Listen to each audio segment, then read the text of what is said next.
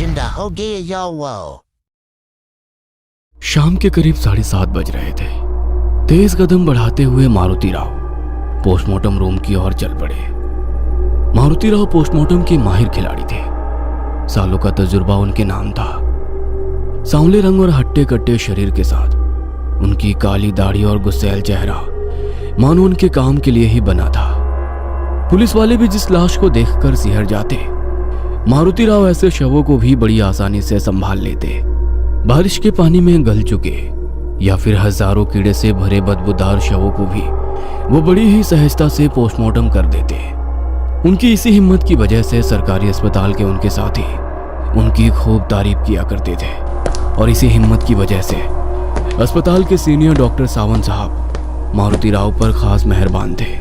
चलते चलते मारुति राव के दिमाग में कल रात डॉक्टर सावंत से हुई बातें घूम रही थी। कल रात के 11:30 बज चुके थे। अपने छोटे से घर के बाहर हॉल में मारुति राव सोफे पर आंखें बंद करके आराम से लेटे थे। तभी सामने कांच की मेज पर रखे फोन की घंटी बजी। दीवार पर लगी घड़ी की तरफ देखते हुए उन्होंने फोन उठाया। हाँ बोलिए सावंत साहब। दूसरी तरफ से सावंत की आवाज आई। मारुति, एक लड़का है, उसे काम से निकालना है। मतलब मुझे उल्टा सीधा जवाब देता है, इसलिए तुम्हारे पास ड्यूटी लगा दी है। साहब नाम क्या है उसका? दीपक नाम है उसका। गोरा हट्टा कट्टा लड़का है। साहब वो दीपक बुझा ही समझो, क्योंकि हमारे क्षेत्र में काम करना बच्चों का खेल नहीं। मारुति, तुमसे एक बात पूछूं? मारुति राव ने सावंत साहब की हिचकिचाती आवाज बिल्कुल सही ढंग से समझ ली थी। मारुति राव बड़ी ही सहजता से बोलते हुए बोले, अरे साहब संकोच कसला करते हो, पूछो ना। मारुति, इतने सालों से तू पोस्टमार्टम का काम ही कर रहा है, लेकिन तेरी भूत पिशाच जैसी चीजों पर विश्वास है क्या रे? भूत? साहब यह सब बकवास है और इन सब बकवास में मैं विश्वास नहीं रखता। आत्मविश्वास से उत्तर देते हुए मारुति राव ने फिर कहा, ठीक है वो छोड़ो। साहब अब कब आ रहे हैं? अरे मैं अभी भी मुंबई में ही हूँ, कल शाम तक वहां पहुंच जाऊंगा। 8 घंटे का सफर है, इसलिए देर हो ही जाएगी। और हाँ मारुति, उस लड़के की मतलब दीपक की एक खासियत है। खासियत? वो कैसी? अभी थोड़ा काम है, कल वहां आता हूँ, तब मिलकर बात करेंगे। इतना बोलकर डॉक्टर सावंत ने फोन काट दिया। कल रात की बात याद आते ही उनके चेहरे पर एक हल्की सी मुस्कान फैल गई। आज सावंत साहब ने एक और कामयाबी उन पर थोप दी थी। उन कर्मचारियों की ड्यूटी जो उन्हें पसंद नहीं थे, मारुति के पोस्टमार्टम विभाग में लगा दी जाती थी, जिससे वो खुद ही नौकरी छोड़ देते थे। चलते चलते मारुति सरकारी अस्पताल के पीछे स्थित पोस्टमार्टम रूम के पास पहुंच गया। वो इमारत काफी पुरानी हो चुकी थी। अंदर से इमारत की थोड़ी बहुत मरम्मत की गई थी, लेकिन बाहर से रंग उड़ जाने के कारण वो जीर्ण और फीकी लग रही थी, जैसे किसी निराशा में डूबे बूढ़े व्यक्ति की तरह। इमारत के बगल में एक लंबा और कई सालों से खड़ा एक बरगद का पेड़ था, जिसके नीचे हल्के गुलाबी रंग के बरगद के फूल बिखरे पड़े थे। उस पेड़ के नीचे हमेशा मृतकों के रिश्तेदारों की भीड़ होती थी, आज भी थी।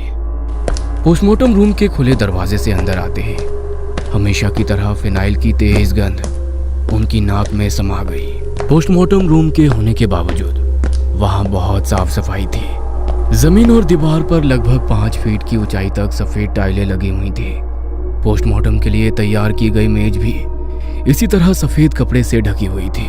मेज के ठीक ऊपर छत से लटके सफेद बल्ब का प्रकाश एक शव पर पड़ रहा था, जो सफेद कपड़े से ढका हुआ था। वहीं दाहिनी और 25 साल का एक युवक खड़ा दिखाई दिया। उसने गहरे नीले रंग की शर्ट और काली जींस पहनी हुई थी। गोरे चेहरे पर अद्भुत चमक थी। एक तरफ बैठे काले घने बालों को दाहिने हाथ से ठीक करते हुए वो पोस्टमार्टम रूम देख रहा था। तुम्हारा नाम क्या है? मारुति राव की कर्कश आवाज से वो अचानक होश में आ गया। सर दीपक। मारुति राव ने उसे पहचान लिया। ये वही पागल आदमी था जिसे सावंत साहब ने भेजा था।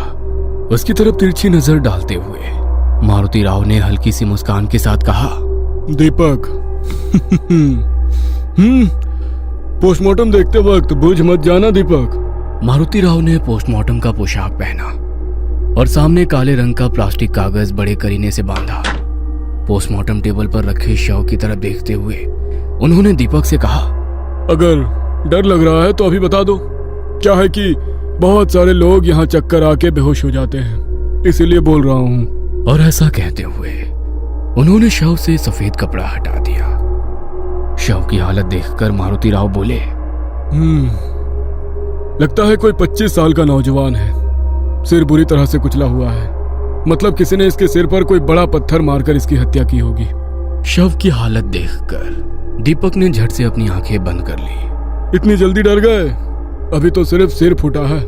पोस्टमार्टम के दौरान शरीर के अलग अलग अंग बाहर निकालने होंगे, तब क्या करोगे? मारुति राव की बात दीपक को थोड़ी चुभी। थोड़ी हिम्मत जुटाकर दीपक ने शव की तरफ देखा और शांति से कहा, इसकी हत्या नहीं हुई है। ड्यूटी पर जाते समय इसकी गाड़ी स्लिप हुई होगी और किसी भारी वाहन का पहिया इसके सिर के ऊपर से गुजर गया होगा, इसीलिए इसका चेहरा भी पहचान में नहीं आ रहा है। अरे वाह, बड़ा हिम्मत वाला है तुम। लाश देखते ही निष्कर्ष निकालने लगा। दीपक बिना कुछ बोले चुपचाप सब देख रहा था। मारुति राव ने पोस्टमार्टम टेबल के पास रखी स्टेनलेस स्टील की ट्रे से सर्जिकल ब्लेड उठाया और दीपक की तरफ देखते हुए फिर बोला, इतना क्यों डरा हुआ है? पोस्टमार्टम तो मैं कर रहा हूँ, पर लगता है तुझे कुछ पता है। इस पर दीपक ने लाश की तरफ घूरती हुई आंखों से देखते हुए गंभीर आवाज में कहा, इसके शरीर से बाहर निकले इसकी आत्मा को अपने शरीर का ऐसे पोस्टमार्टम होते देख कैसा लग रहा होगा? इसकी आत्मा कहाँ है? मुझे भी दिखा जरा। मारुति राव के इस मजाकिया लहजे पर दीपक बोला, देखना है, और अगर मैं इसकी आत्मा दिखा भी दूं तो क्या तुम यकीन करोगे? क्योंकि इस लाश का तो चेहरा भी नहीं पहचाना जा सकता, तो तुम कैसे पहचानोगे कि ये इसकी आत्मा है? दीपक की बात सुनकर मारुति राव ने अपनी भौहें ऊंची कर ली, फिर मजाकिया लहजे में बोले, आत्मा? अरे ये सब बकवास है, कोरी कहानियां है, और ऐसी कहानियों पर हमारा कोई विश्वास नहीं है। दीपक ने शांत और गंभीर स्वर में कहा, बकवास? माफ कीजिएगा सर, लेकिन जब तक हम किसी चीज को देख नहीं लेते तब तक उस पर यकीन नहीं करते। और हाँ, आपका यकीन हो या ना हो, उन पर कोई फर्क नहीं पड़ता। हमारे इस पोस्टमार्टम के काम को देखकर ही ये भूत प्रेत हमसे डरते हैं। दीपक के असहज चेहरे की तरफ देखते हुए मारुति राव बड़े आत्मविश्वास से बोल रहे थे, उन्हें डरने की क्या जरूरत है? जख्म दर्द होने के लिए उनके पास शरीर होता ही कहाँ है? वे बेधड़क कहीं भी घूम सकते हैं, आपके सामने भी। दीपक की इस चुनौती भरी बात से मारुति राव को थोड़ा गुस्सा आ गया। उन्होंने झट से अपने हाथ में पकड़ा सर्जिकल ब्लेड टेबल पर रखे शव के गले पर रखा और जोर से नीचे पेट तक चीर दिया। ये देखकर दीपक के चेहरे का रंग उड़ गया, लेकिन वो सामने हो रहे इस भयानक दृश्य को अपनी खुली आंखों से देख रहा था। दीपक के डरे हुए चेहरे को देखते हुए मारुति राव ने अपने हाथों में सफेद दस्ताने चढ़ाए और शव की फटी हुई त्वचा के अंदर हाथ डालकर लाल लाल अंगों का मांस बाहर निकाला। इसके फेफड़ों की हालत देखोगे? शराब, सिगरेट का नतीजा है ये सब। तिरछी नजरों से दीपक की ऊपरी जेब से झांकते सिगरेट के पैकेट को देखते हुए हल्की सी मुस्कान के साथ बोले,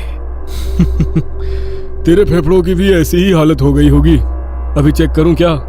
वे कुछ मजाकिया लहजे में बोले। दीपक कुछ भी नहीं बोला, बस चुपचाप सब कुछ देखता रहा। शव के शरीर के टुकड़े टुकड़े करते हुए मारुति राव एक एक करके सभी जरूरी अंगों के सैंपल ले रहे थे। उन्होंने हथौड़े से खोपड़ी को ढक्कन की तरह खोला और दीपक की तरफ देखा, लेकिन वह वैसे ही भाव शून्य चेहरे के साथ शव को देख रहा था। उसके ऐसे चेहरे को देखते हुए मारुति राव मन ही मन बोले, लड़का थोड़ा हिम्मत वाला तो लगता है। और कटे फटे शरीर को ठीक करके फिर से टाके लगा दिए। अगली डेड बॉडी का पोस्टमार्टम मैं खुद करूंगा, आज तो सिर्फ देखने का काम कर। दीपक की तरफ देखते हुए उन्होंने कहा और पोस्टमार्टम किए हुए शव को कवर करके जमीन पर रख दिया।